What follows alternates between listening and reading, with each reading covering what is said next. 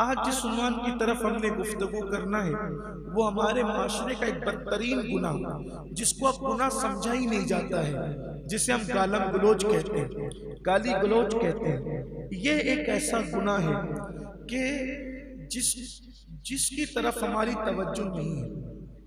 बच्चा बच्चा समाज का गाली दे रहा है, समाज के बड़े भी गाली दे रहे हैं, बड़े बूढ़े भी गाली दे रहे हैं, और अब तो गाली को लोग बुरा समझते ही नहीं।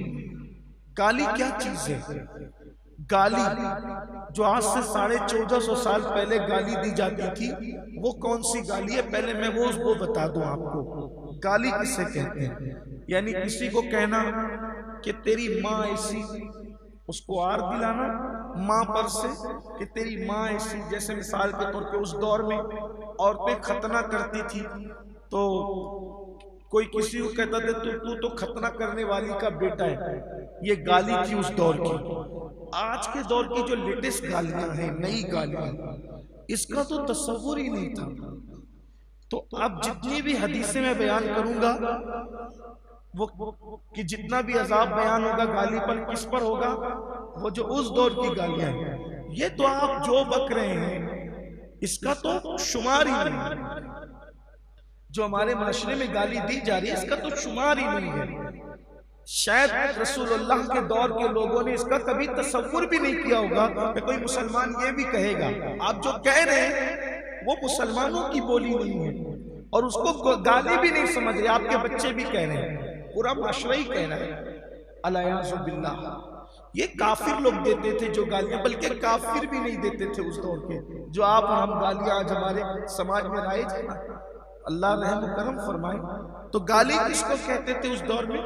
कि ए खतना करने वाली के बेटे, आओ ए खतना करने वाली की औलाद। ये गाली थी उस दौर।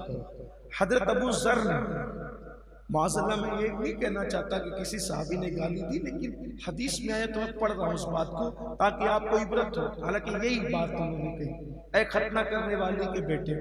हजरत अबू ज़र ने एक शख्स को ये बात कही कि ऐ खतना करने वाली के बेटे, तो वो जनाब बारगाह रिसालत में अर्ज़ की, या रसूलल्लाह देखिए ये मुझे ऐसा कहते हैं। आका करीम सल्लल्लाहु अलैहि वसल्लम ने कितना सख्त जुमला कहा हज़रत अबू ज़र को। अबू ज़र, क्या ज़माने जिहालत की बातें अब भी तुम्हारे अंदर मौजूद है?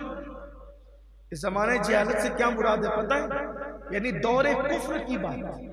आप गौर करें जुमला कितना है। आपसे मैं सिर्फ तवज्जो चाहता हूँ। आज खास ये उन्वान इमाम साहब की फरमाइश पर हाफिज़ गुफ़रान साहब ने मुझे कहा था कि इस उन्वान पर आप किसी इज्तिमा में गुफ्तगू करें। इज्तिमा में मौका नहीं मिला तो उन्होंने कहा जुमा में आ जाए। अब वो होते तो अच्छा होता, लेकिन उनको कहीं भेज दिया गया बयान किया। लेकिन उनका दर्दमंद दिल इस बात पर बेचैन हुआ कि ये बात होनी चाहिए। लेकिन आप तवज्जो करें, सहाबी रसूल की जबान से जुमला निकलता है खतना करने वाली के बेटे, आर दिलाने के लिए, और उसके बाद अल्लाह के रसूल अलैहिस्सलाम उस कंप्लेन पर कहते हैं कि क्या तुम्हारे अंदर अब भी जमाने जाहिलियत के मामलात, जमाने जाहिलियत की बातें अब भी तुम्हारे अंदर मौजूद हैं? और जमाने जाहिलियत जमाने कुफ्र को कहते हैं। गोया के आने वाले क़यामत तक के मोमिनीन को तंबीह की जा रही है कि गाली देना ये मुसलमानों का शियार नहीं, बल्कि ये कुफ्र वालों का शियार है। किस बात पर? किस बात पर? सिर्फ इतना कहने अल्लाह के रसूल सल्लल्लाहु अलैहि वसल्लम ने फरमाया, जो गाली देता है अल्लाह उसको अपना दुश्मन बना लेता है।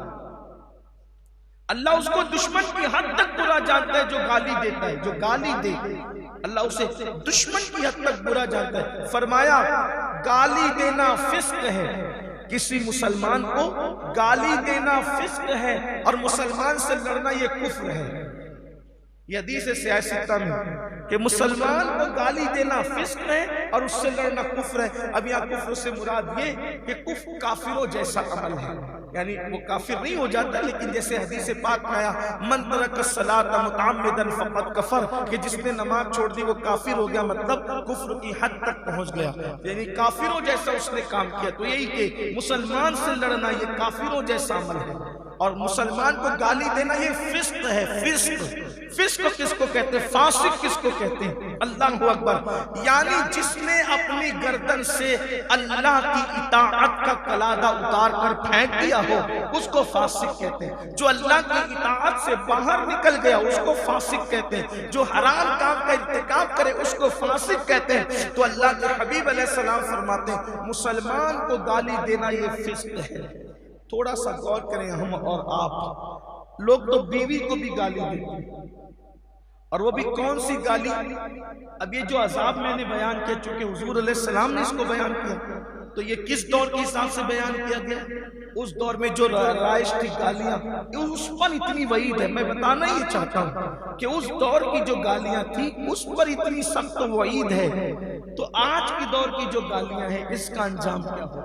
ये माँ बहन बेटियां और इतनी नंगी खुली गालियां कि मैं समझता हूँ कि अगर कभी रास्ता चलते हुए कान से टकरा जाए तो तबीयत शर्म से पानी पानी हो जाती है। दिल ये कहता है कि हम इस माशरे में क्यों पैदा हुए, और पैदा हो गए तो पैदा होते हुए मर क्यों नहीं गए? ये दिन देखना क्यों नसीब हुआ? एक शरीफ और गैरतमंद इंसान आदमी की तबीयत ये कहती है। लेकिन कोई रोकने टोकने वाला नहीं है, बल्कि गालियों को गुनाह नहीं समझा जाता। बाज लोगों का हाल तो ये कि वो मजाक मजाक में भी एक दूसरे को गालियां देते, माँ बहन की, दोस्तों को गाली देता। ये मजाक है, कोई बुरा नहीं समझा जाता। जिस तरीके से गुस्से में गाली देना हराम है, वैसे ही मजाक में भी गाली देना हराम है। और ये भी हमारे बुजुर्गों ने, सूफिया ने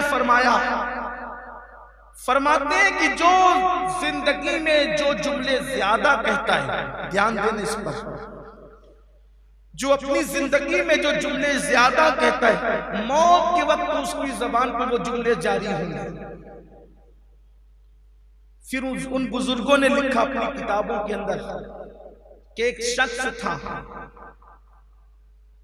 जब उसकी मौत का वक्त करीब आया तो वो कहता था लीमू इतने में ले लो और लीमू इतने में ले लो। तो लोग कहते थे तू लीमू थोड़ी बेच रही, तो तेरी सकरात का वक्त है। तो उसके घर वालों ने कहा ये लीमू का कारोबार करता था, इसकी जबान पे रात दिन यही जारी था कि लीमू इतने में ले लो, इतने में ले लो, इसीलिए ये जबान पे जारी। एक शख्स मरा तो उसकी जबान पे जारी था वो हम्माम वाली कितनी अच्छी थी। फकीह अबुल समरकंदी लिखते हैं कि वो हम्माम वाली कितनी अच्छी थी, वो हम्माम वाली कितनी अच्छी थी, वो ये कहता था। तो कहा कि ये हम्माम वाली अच्छी थी का किस्सा क्या है? तो उसके दोस्तों ने बताया कि दरअसल बात ये थी कि एक खातून मुसाफिर थी, मुसाफिर औरत थी, और इसको औरतों से बदकारी करने से बड़ी दिलचस्पी थी। तो एक खातून जो है वो हम्माम का रास्ता, उस दौर में हम्माम में लोग गुस्ल करने जाते थे, मुसाफिर लोग हम्माम बने होते थे। तो वो खातून ने पूछा कि हम्माम का रास्ता किधर है, मुझे गुस्ल करना है। तो उसने अपने घर में कहा कि ये हम्माम इधर आ जाओ। वो चली गई तो उसको पकड़ के दरवाजा बंद किया, कहा कि मैं तेरे साथ बदकारी और बदी करना चाहता हूँ। तो चूंकि वो औरत होशियार थी, उसने अपनी आबरू को बचाने के लिए हीला इख्तियार किया, कहा जितनी बदकारी तुझे पसंद है उससे ज्यादा बदकारी मुझे पसंद है। तो काफिर का बदकारी जरूर करूंगी, लेकिन मुझे भूख लगी, भूखे पेट कैसे बदी करूं? अगर खाना खा लूं तो बदी करने में और मजा है। इसने सोचा ये तो मुझसे भी ज्यादा बदकार निकली, और ये मुझसे ज्यादा जो है वो गुनाह पर दिलेर है। तो इसको यकीन आ गया, तो उसने कहा ठीक है मैं तेरे लिए खाना भी लेकर आया। और जैसे खाना लाने के लिए गया, इधर ये अपनी आबरू बचाकर घर से बाहर निकल गया। तो पूरी जिंदगी उसका उस पे असर था, उसके हुस्न और खूबसूरती का। तो वो अक्सर अपने दोस्तों से कहता था कि वो हम्माम वाली कितनी अच्छी थी, वो हम्माम वाली। जरा उनके लिए भी इबरत है जो लोग कॉलेज की लाइफ में गुनाह करते हैं, तो कहते हैं ना कॉलेज की लाइफ कितनी अच्छी थी, गुनाहों को याद करके कहते कितनी अच्छी थी। इसी तरीके से जो किसी सफर में गुनाह करके आते, कहते वो सफर में क्या मजा आया था, यानी वहां जो गंदगी की थी, वहां जो पाप किए थे, जो बदकारी, सारी जिंदगी उसकी लज्जत लेते रहते, क्या मजा आया था। जरा वो यहाँ पे इबरत के नाखून में जरा वो होश के नाखून ले, इसलिए कि मौत तो आना है। जितनी भी जिंदगी के अंदर पाप कर लो, जराइम कर लो, ऐश कर लो, तबीयत के मुताबिक जिंदगी गुजार लो, एक वक्त तो मौत तो आना है। अल्लाह जिसको अच्छी मौत दे दे उसकी मौत अच्छी है, वरना फिर तबाही तबाही है। अल्लाह अकबर। तो उसने कहा वो हम्माम वाली कितनी अच्छी थी, लोगों ने कहा इसको सकरात लगी है, और ये हम्माम वाली को याद करे तो ये वाकया बताया गया। वही कहते कहते वो मर गया। अब मैं यहाँ उन लोगों से कहता हूँ जिनकी जबान पे रात दिन गाली है, और वो भी गंदी गंदी गालियां, बेटों को गालियां, बहुओं को गालियां, बहनों को गालियां, सबको गालियां, सबको गालियां दी जा रही। और कोई वो बड़ापन समझते गाली देना, अपना हक समझते गाली देना, बल्कि कुछ लोग तो फख्र से कहते हैं कि मैंने अभी फुला को गालियां दी, इतनी गालियां दी, उसको बहुत गालियां सुनाई। गाली क्यों देते? अगर ये मरते वक्त ये जो आदत बनी है ना गाली की, जो आदत होगी, इसीलिए कहते कलमे की आदत डालो।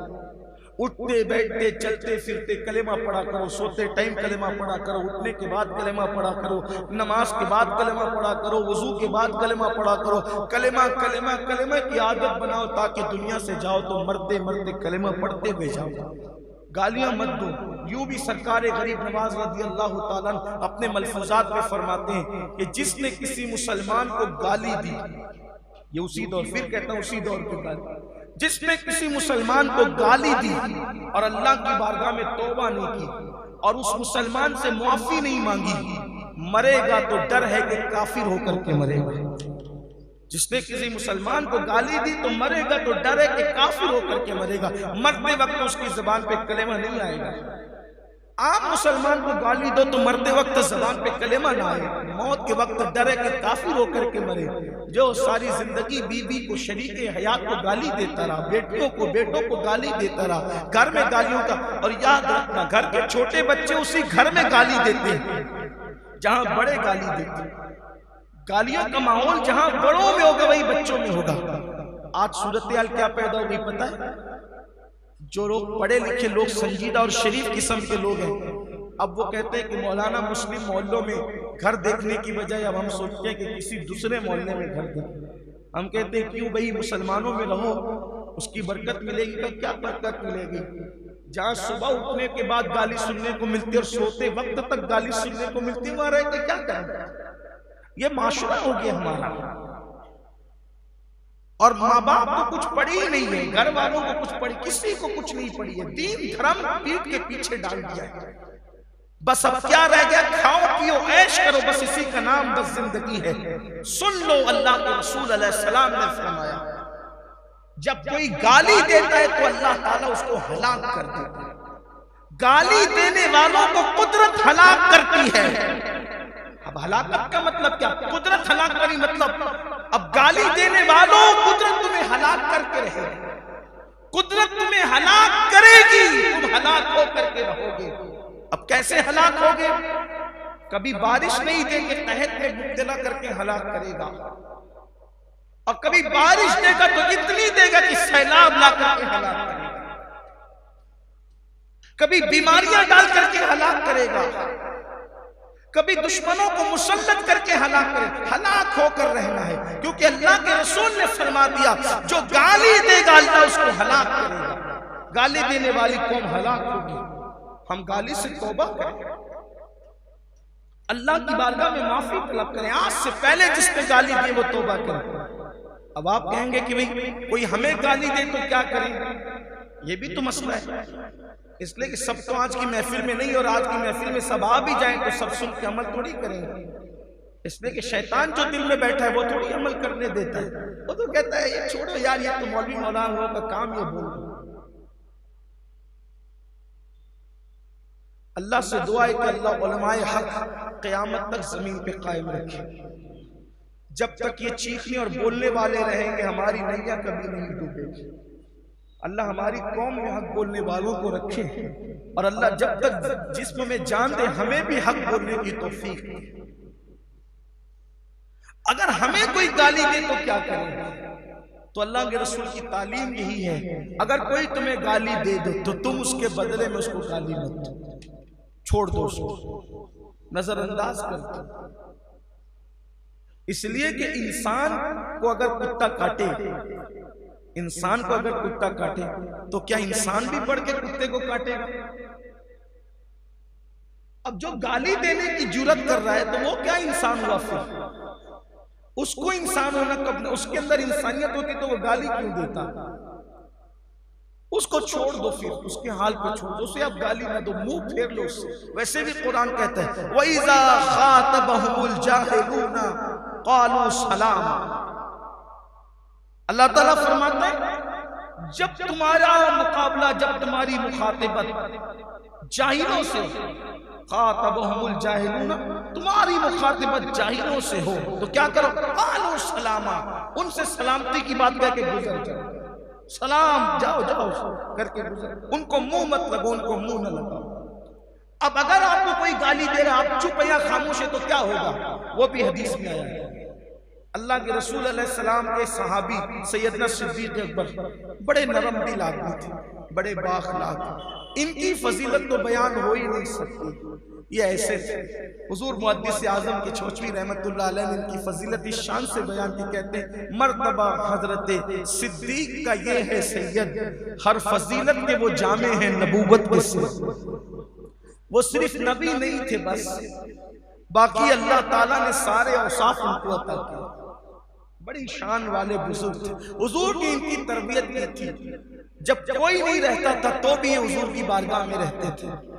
आका ने इनको औसाफ कुरान पिला दिए थे, असरार कुरान पिला दिए थे, रुमूज कुरान पिला दिए थे। गोया कि इनकी पूरी जिंदगी को कुरान के सांचे में ढाल दिया, औरों की भी, लेकिन इनकी खास बात थी।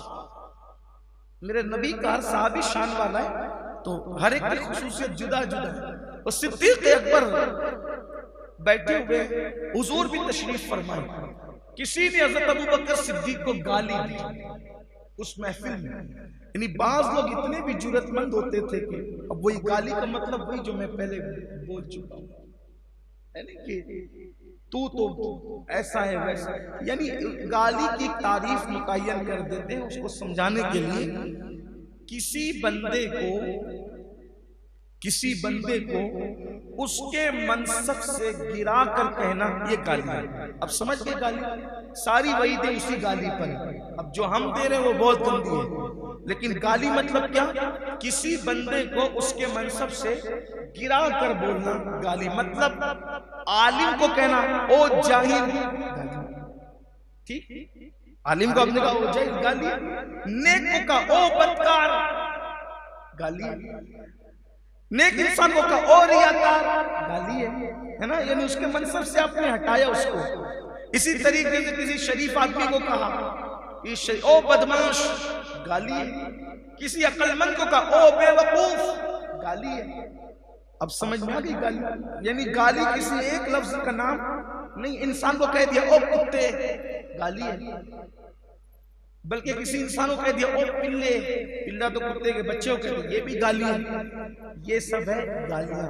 आसान जबान में किसी को उसके मनसब से, अब इंसान को कुत्ता कहा तो हो गई गाली, और कुत्ते को कुत्ता कहा तो गाली नहीं, क्योंकि उसका मनसब ही वही हो। इंसान को कहा पिल्ला तो गाली है, लेकिन कुत्ते के पिल्ले का पिल्ला तो कोई गाली नहीं है। बात समझ में आई ना, गाली किसे कहते हैं? इंसान को उसके मनसब से हटा देने का नाम है गाली। एक बात मैं और अर्ज करूं, इसीलिए किसी भी मुसलमान को कभी जाहिल मत कहा, मुसलमान को कभी जाहिल मत कहना, ये गाली है उसके लिए। क्यों? इसलिए कि हुजूर का उम्मती कभी जाहिल नहीं हो सकता।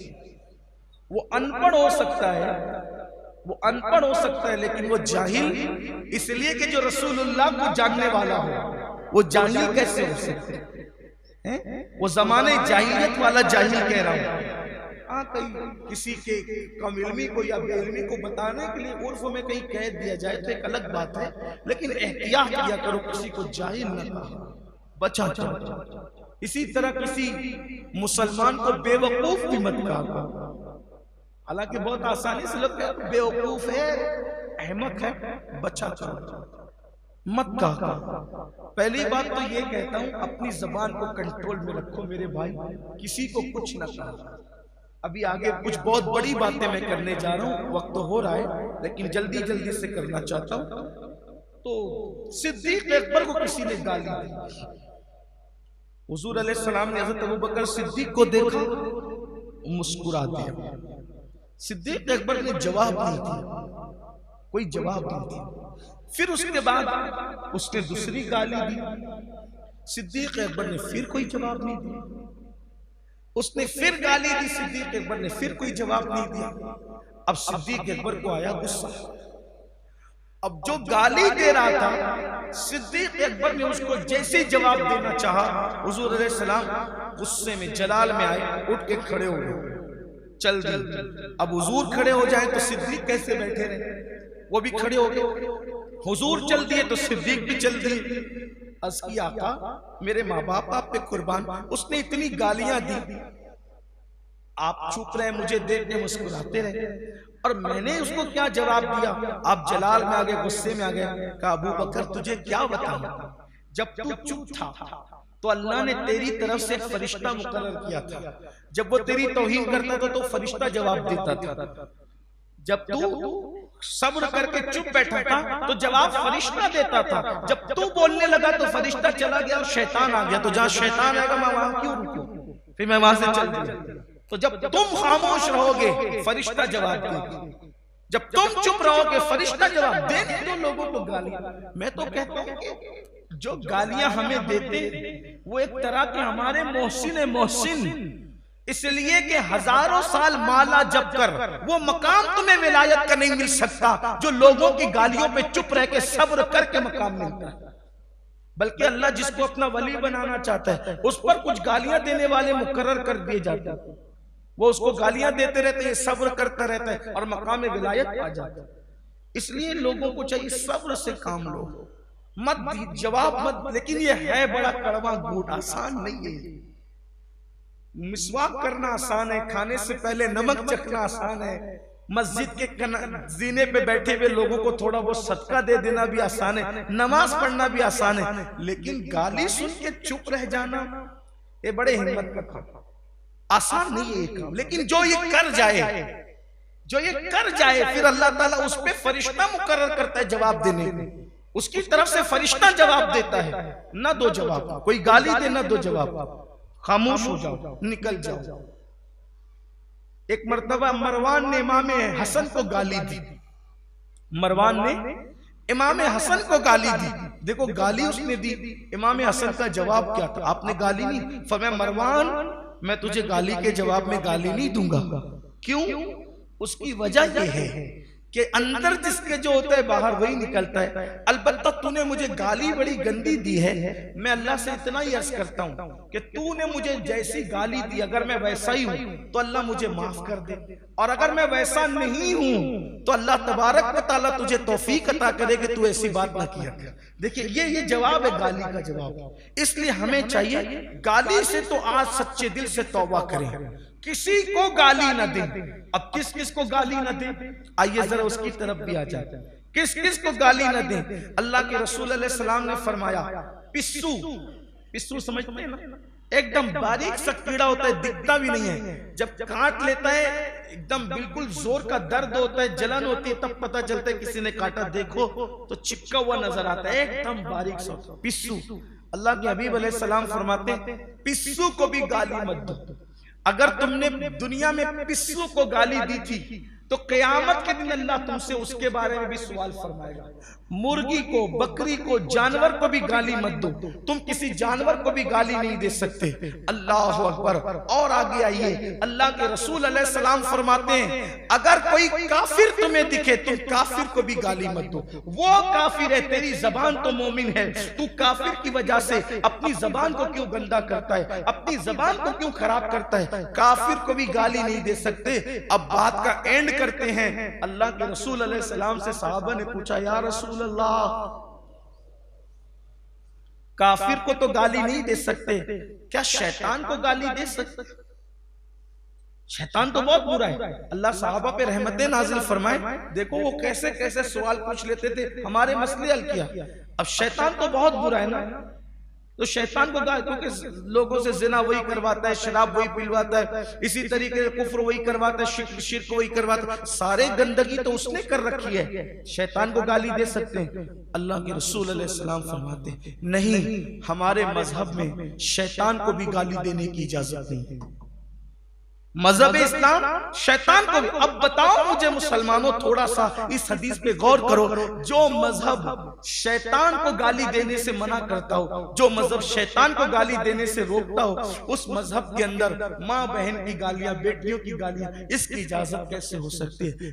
इसलिए अपने आमाल से अल्लाह की बारगाह में तौबा करें। हम जिस रास्ते पे जा रहे हैं वो रास्ता जहन्नम की तरफ ले जाता है। हम जिस रास्ते पे जा रहे हैं वो रास्ता तबाही की तरफ ले जाता है। हम जिस रास्ते पे जा रहे हैं वो रास्ता बर्बादी की तरफ ले जाता है। अल्लाह के बंदो, तौबा करो अल्लाह की बारगाह में। जब काफिर को भी, शैतान को भी गाली देने की इजाजत नहीं है, तो एक दूसरे को, दोस्तों को, भाइयों को, बहनों को, बल्कि आजकल तो अल्लाह की पनाह, आजकल के नौजवान लड़के माँ बाप को भी गाली निकालते, माँ को भी गाली देते, बाप को भी गाली देते, यानी डायरेक्ट जो गाली दी।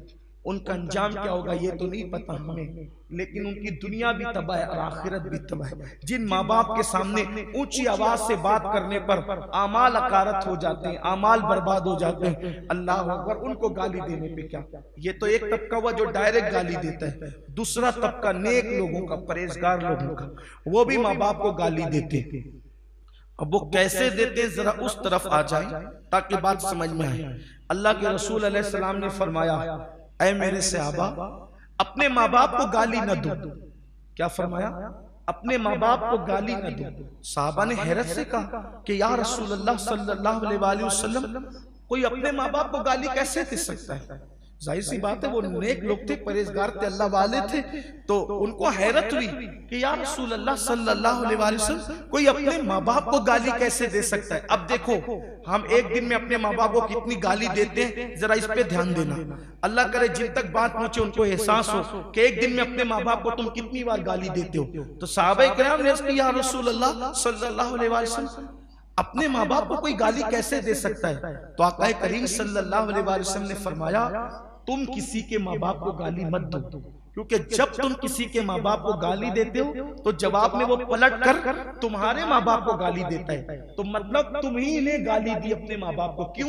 क्योंकि अगर तुम किसी के माँ बाप को गाली न देते तो कोई तुम्हारे माँ बाप को गाली क्यों देता? तो तुम्हारे माँ बाप को गाली किसकी वजह से पड़ी? तुम्हारी वजह से। इसलिए तुम अपने माँ बाप को गाली मत दो, यानी तुम किसी के माँ बाप को गाली दोगे तो वो पलट कर तुम्हारे माँ बाप को गाली देगा। इसीलिए अल्लाह के रसूल अलैहि सलाम ने फरमाया, अपनी बीवी के सामने उसके माँ बाप को बुरा मत कहो। क्यों?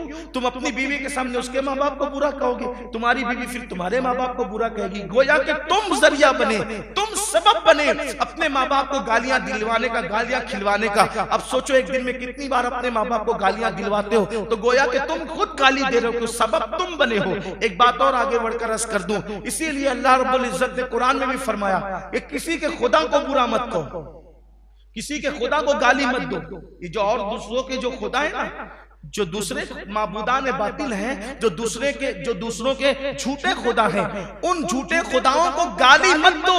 अगर तुम उनके झूठे खुदाओं को गाली दोगे तो वो पलट कर तुम्हारे सच्चे खुदा को गाली देगा। इसलिए दूसरों के मजहबी रहनुमाओं की हतक नहीं करने की जरूरत है, उनको गाली देने की जरूरत नहीं, उनकी बुराई करने की जरूरत नहीं है। वजह क्या होगी? क्योंकि हम उनको कुछ बुरा भला कहेंगे, वो पलट करके हमारे बुजुर्गों को, हमारे आकाओं को, हमारे खुदा को, हमारे नबी को बुरा कहेंगे। यानी इस्लाम कितनी एहतियात बता रहा है। काफिर को गाली देने की इजाजत नहीं, शैतान को गाली देने की इजाजत नहीं, दूसरों के झूठे खुदाओं को गाली देने की इजाजत नहीं। अब आप मुझे बताएं फिर हम किस रास्ते पर जा रहे हैं? इसलिए अल्लाह के बंदो, अल्लाह की बारगाह में सच्ची तौबा करो और अल्लाह की बारगाह में पलटो। आज से ये अहद करो कि कितने भी गुस्से में आएंगे कभी गाली नहीं देंगे। अल्लाह के रसूल अलैहि सलाम जब बहुत ज्यादा गुस्से में आते थे, बहुत जलाल में आते थे, क्या फरमाते थे पता है? हाय हाय हाय। एक जुमला हुजूर की जबान से अक्सर सुना जाता था। हुजूर कहते थे तेरी नाक खाक आलूद हो। क्या कहते थे? बहुत जलाल होता जब बहुत गुस्सा। हज़रत अनस इब्ने मालिक कहते हैं मैं बच्चा था जब से हुजूर के साथ रहता था, 10 साल तक हुजूर की खिदमत की, कभी मुझ पे गुस्से में नहीं आए, कभी नाराज नहीं हुए, कभी ये भी नहीं कहा कि ये काम क्यों नहीं किया, ये काम क्यों किया, कभी नहीं। लेकिन देखा कि जब बहुत जलाल में, तो क्या फरमाया, तेरी नाक खाक आलूद हो, तेरी नाक खाक आलूद हो। अब इसको मैं तसव्वुर में देखता हूं, इसका तर्जुमा लोगों ने अलग अलग किया, लेकिन आज मैं इसका तर्जुमा अलग अपने अंदाज में करना चाहता हूं। खाक आलूदों का नाक खाक आलूदों का मतलब सब बुजुर्गों ने अलग अलग बयान किया। मैं कोई बुजुर्ग नहीं, तालिब इल्म हूं, लेकिन मैं अपने ज़ौक़ के मुताबिक बयान करना चाहता हूं। इसका मतलब क्या, तेरी नाक खाक आलूद हो। खाक, क्योंकि मस्जिद नबवी में उस दौर में चटाई नहीं थी, मुसल्ले भी नहीं बिछा करते थे, तो मुसलमान नमाज पढ़ते थे मिट्टी में। तो मिट्टी में नमाज पढ़ते थे तो पेशानी और नाक को खाक लग जाती थी। हुजूर गुस्से में भी कह रहे हैं अल्लाह तुझे इतना सजदा करने वाला बना दे कि तेरी नाक खाक आलूद हो। जलाल में भी दुआ है, जलाल में भी दुआ, तेरी नाक खाक आलूद हो, यानी कि तू इतने सजदे करे कि तेरी नाक पर खाक लग जाए, तेरी नाक खाक आलूद हो। ये अल्लाह के रसूल अलैहि सलाम का अंदाज था। गुस्सा हर आदमी को आता है, आना भी चाहिए। जिसको गुस्सा ही ना आए, जिसको कभी गुस्सा ही ना आए, वो मोमिन नहीं रहता। मोमिन की शान है गुस्सा, मोमिन की शान है।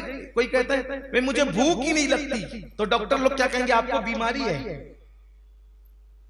भूख लगने पे आप कम खाते हैं, आपका हुनर है, आपका तकवा है, लेकिन भूख ही नहीं लगती, बीमारी, इलाज कराओ। तो ऐसे कोई कहे कि भाई मुझे गुस्सा नहीं आता, तो भाई आपको इलाज कराना चाहिए। मोमिनाना शान खत्म तो नहीं, गुस्सा आना चाहिए, मगर गुस्सा किस पर आए, अपनी जात के लिए ना आए, अल्लाह रब्बुल इज्जत के लिए गुस्सा है।